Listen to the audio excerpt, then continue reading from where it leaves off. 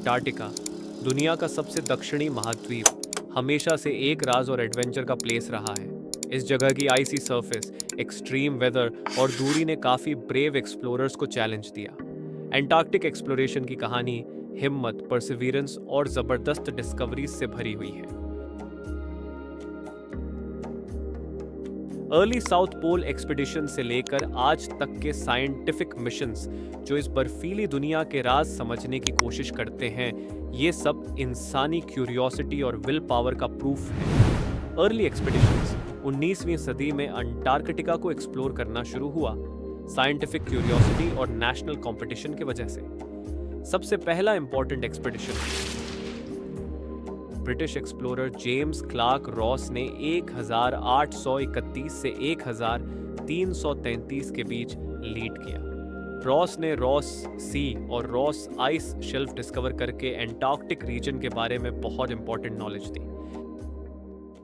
ओह, वैसे इस मैप में देखो, यहाँ रॉस सी है और ये रॉस आइस शेल्फ जो इस एक्सपीडिशन के दौरान डिस्कवर किए गए थे।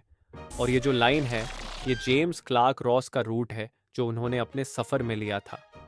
काफी कूल है ना? Heroic age of Antarctic exploration, 20वीं सदी के शुरुआती दौर को हीरोइक एज कहा जाता है क्योंकि इस वक्त काफी डेयरिंग एक्सपीडिशंस और कंपटीशन देखने को मिली। इस ईरा के फेमस एक्सप्लोरर्स में Ernest Shackleton, Robert Falcon Scott और रोल्ड अमुंडसेन का नाम लिया जाता है। Roald Amundsen's expedition 1910-1912, Norwegian explorer Roald Amundsen ने सबसे पहला सक्सेसफुल एक्सपीडिशन लीड किया जो साउथ पोल तक पहुंच गया। अमुंडसेन की टीम 14 दिसंबर 1911 को साउथ पोल पहुंची और स्कॉट की ब्रिटिश टीम को एक महीने से ज्यादा पीछे छोड़ दिया। अमुंडसेन की केयरफुल प्लानिंग और स्लेड डॉग्स का सही यूज उनकी सक्सेस की वजह थी। रॉबर्ट फैल्कन स्कॉट्स टेरा नोवा एक्सपीडिशन 1910-1913, कैप्टन रॉबर्ट स्कॉट का भी साउथ पोल तक पहुंचने का प्लान था, लेकिन उनकी टीम को बहुत प्रॉब्लम्स फेस करनी पड़ी। पोल तक तो वो 17 जनवरी 1912 को पहुंच गए, लेकिन रिटर्न जर्नी में सब लोग एक्सट्रीम वेदर और एग्जॉस्शन के कारण चल बसे। स्कॉट की डिटेल्ड डायरीज और उनका ट्रैजिक एंड दुनिया भर में काफी फेमस हुआ।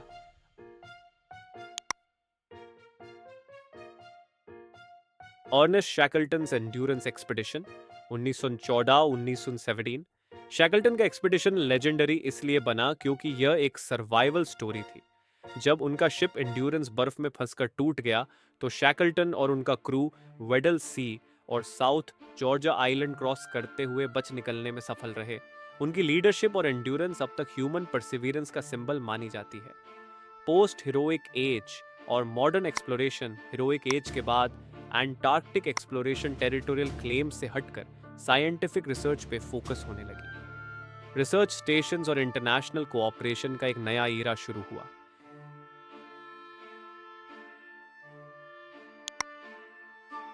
International collaboration, international geophysical year 1957 और 1958 एक टर्निंग पॉइंट था।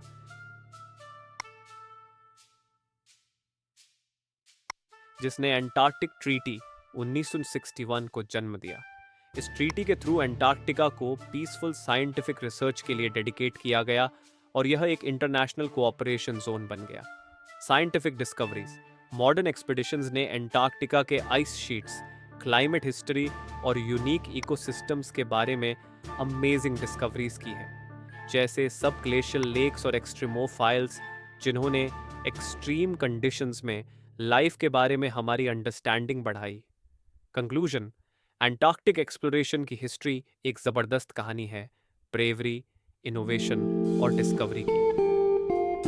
अर्ली एक्सपीडिशन से लेकर आज के साइंटिफिक मिशंस तक एंटार्क्टिका की यह कहानी इंसानी डिटर्मिनेशन और ज्ञान की तलाश का प्रमाण है। जब तक हम एंटार्क्टिका को एक्सप्लोर करते रहेंगे, उन अर्ली एक्सप्लोरर्स की लेगेसी हमेशा याद रहेगी और नए फ्रंटियर्स डिस्कवर करने के लिए फ्यूचर जनरेशंस को इंस्पायर करती रहेगी।